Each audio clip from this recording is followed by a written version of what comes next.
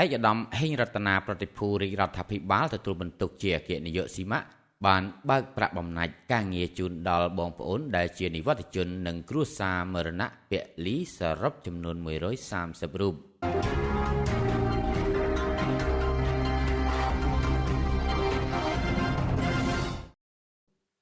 នៅព្រឹកថ្ងៃសុក្រ800ខែចែកឆ្នាំម្សាញ់ស័ព្ទស័កពុទ្ធសករាជ2569ត្រូវនៅថ្ងៃទី10ខែមេសាឆ្នាំ2026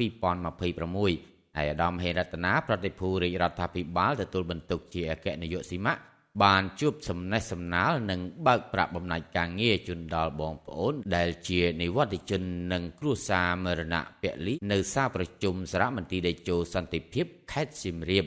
ក្នុងឱកាសដ៏មានអត្ថន័យនោះឯកឧត្តមប្រតិភូបានថ្លែងថាក្នុងនាមក្រុមប្រឹក្សាភិបាលក៏ដូចជាថ្នាក់ដឹកនាំអង្គភាពខ្ញុំសូមកោតសរសើរនិងអរគុណយ៉ាងជ្រាលជ្រៅបំផុតចំពោះមន្ត្រីជានិវត្តជនទាំងអស់ដែលបានបូជាសាច់ស្រស់ឈាមស្រស់លះបង់ពេលវេលាកម្លាំងកាយចិត្តប្រាជ្ញាស្មារតីនិងអាយុជីវិតក្នុងការបម្រើជាតិមាតុភូមិនិងអង្គភាពជាពិសេសបានចូលរួមក្នុងបេសកកម្មដ៏គ្រោះថ្នាក់ក្នុងការសង្គ្រោះអាយុជីវិតប្រជាពលរដ្ឋដែលជាផលប៉ះពាល់ដោយសារគ្រាប់មីននិងសំណល់យុទ្ធផលសង្គ្រាមអស់រយៈពេលជាច្រើនឆ្នាំកន្លងមក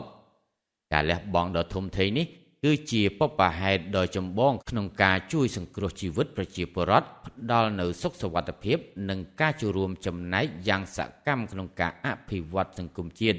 ការលះបង់និងការតឹងចិត្តខ្ពស់របស់បងប្អូនកន្លងមកនោះបានចូលរួមចំណែកជាមួយរាជរដ្ឋាភិបាលក្នុងការសម្រេចបាននូវសមិទ្ធផលធំធេងនិងពង្រឹងសុខសុវត្ថិភាពដូចពេលបច្ចុប្បន្ននេះ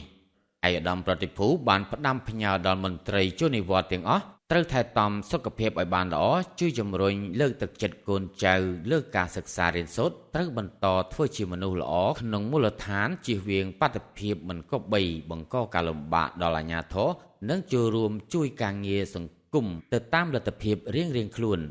ឆ្លៀតឱកាសដ៏ប្រពៃថ្លៃថ្លានៃឱកាសចូលឆ្នាំថ្មីប្រពៃណីជាតិខ្មែរដែលនឹងត្រូវឈានចូលមកដល់នៅថ្ងៃអង្គារទី12រោចខែចែកឆ្នាំមមីអត្តស័កពុទ្ធសករាជ2570ត្រូវនៅថ្ងៃទី14ខែមេសាឆ្នាំ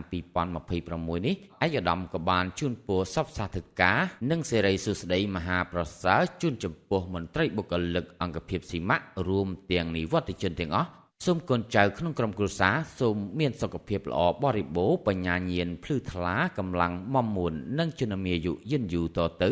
ព្រមទាំងសម្រេចបានជោគជ័យគ្រប់ភារកិច្ចនិងទទួលបាននៅពុទ្ធពរទាំង4ប្រការគឺអាយុវណ្ណៈសុខៈពលៈកំបីឃ្លៀងឃ្លាតឡើយ។